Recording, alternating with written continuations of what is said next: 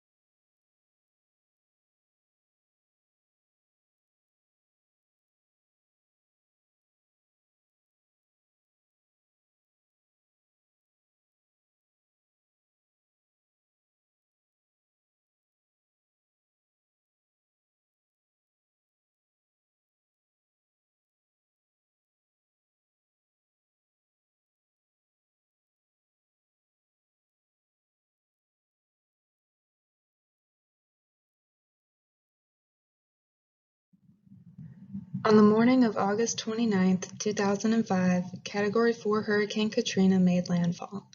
By the afternoon, 80% of New Orleans communities, like the lower Ninth Ward, were under 10 to 15 feet of water. Even though nearly 90% of the city was already evacuated, over 1,500 New Orleans citizens lost their lives. Katrina is the United States' costliest hurricane, causing over $125 billion in damages, leaving over 1 million people displaced and hundreds of thousands homeless. 1 year after the storm, the New Orleans population was down over 60%. So what were the key factors or failures that contributed to one of the most notorious disasters in American history? The first is geography. New Orleans is completely surrounded by water and has always relied on a system of levees that protect the city. However, it is on average 6 feet below sea level, so combined with the levees, New Orleans actually is a bowl. This means once the water gets in, it is very hard to get it back out. The second factor is the levees. The levee system in New Orleans failed in multiple areas, and in June 2006, over a year after Katrina, the Army Corps issued a report finally accepting some responsibility, admitting that the levees failed due to flawed and outdated engineering practices. And lastly, the architectural response.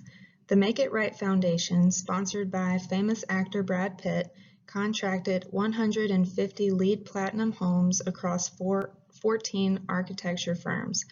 The construction was to take place in the Lower Ninth Ward, a mostly Black, low-income community devastated by the floodwaters. However, the new homes used cheap materials and untested strategies that ultimately led to structural demise. 44 homes have undergone significant repair, 17 were riddled with mold or rot, and 6 were left vacant.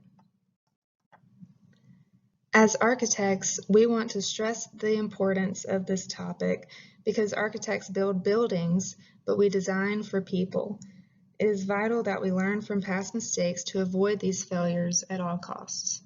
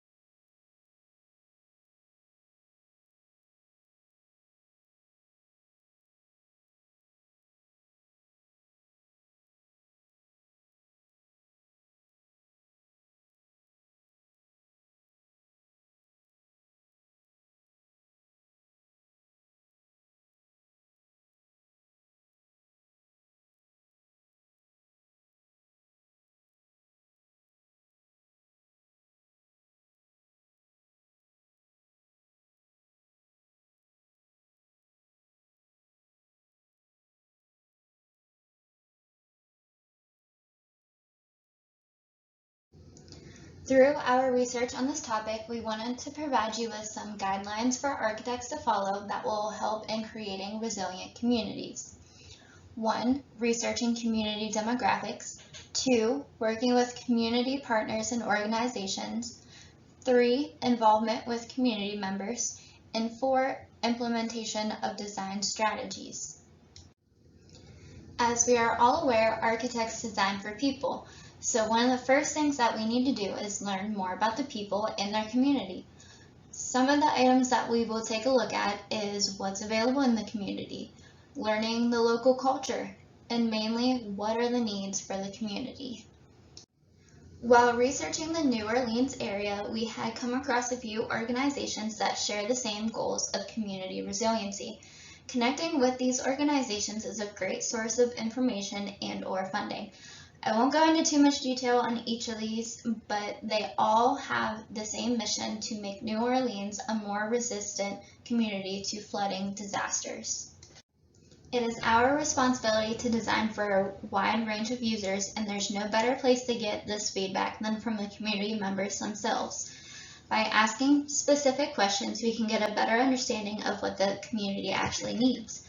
From our research we have done for New Orleans, we understand that these low-income communities need affordable housing, access to fresh food, access to transportation, and reduced flood risks. When it comes to implementing design strategies, one of the biggest issues that designers are faced with is funding, especially when we are trying to improve marginalized communities. This is where it's helpful to be involved with the local organizations that I mentioned earlier. For New Orleans, we should be focusing our efforts on affordable housing, levees, stormwater management, and reducing the overall flood risk to these communities. Implementing all of these design strategies within the low-income communities will help New Orleans become more resilient to the future of flood disasters.